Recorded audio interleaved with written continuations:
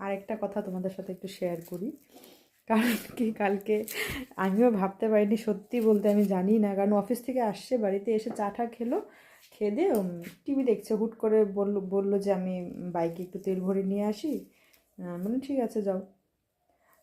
আসছে অনেক লেট, মানে ধরো 7:30 পৌনে 8টার দিকে বেরিয়েছে, আস্তে আস্তে প্রায় 9টার পরে ঢুকেছে ঘরে। তাই আমি ভাবলাম হয়তো কোনো কাজে আছে, তো আমি ফোন টোন করিনি। যাই হোক, তো আসার পরে দেখি আমি রান্না করছিলাম, দেখেছো তোমরা হয়তো ভিডিওতে, বা ছাড়িনি হয়তো, যাই হোক ছাড়বো। তো দেখি কি ফুল নিয়ে এসছে, রোজ নিয়ে, এই যে ফার্স্টে 3টে গোলাপ দিল, দিয়ে বললো, আমি বললাম তো সেই, আমি তো মানে অবাক, একদিকে তো অবাক, অবাক হওয়ার মতোই কথা, কোনোদিন আমাকে ওরকম করে দেয়নিও।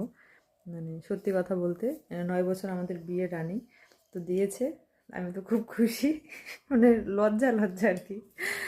তারপরে হচ্ছে আবার আমি রাতে মানে শুয়ে পড়েছি, খাওয়া দাওয়া হয়ে গেছে আমাদের, শুয়ে আছি, ফোন দেখছি, হঠাৎ দেখি উঠলো, উঠে নিয়ে আবার দেখি এই যে এটা দিল, ভ্যালেন্টাইন ডে উইশ করলো আমাকে। আমি তো আরও শকড হয়ে গেলাম, মানে খুবই ভালো মানে লেগেছে আর কি, ভালো লাগার মতোই জিনিস, কারণ ফুল সবাই ভালোবাসে, আমার ওরকমভাবে সারপ্রাইজ দিল, তো আমার খুব ভালো লেগেছে।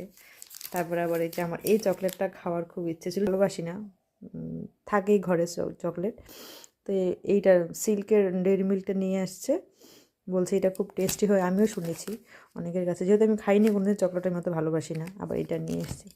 আবার আমার ছেলে বলছে কি, মা তুমি আমাকে, তুমি হচ্ছে এটা খাবা, আর আমাকে হচ্ছে এটা দিবা, শেয়ার করে খেতে হয়। আমি বললাম ঠিক আছে তাই হবে। তো ছেলে তো স্কুলে আসুক, তারপরে দুজন মিলে খাবো। তো টাটা।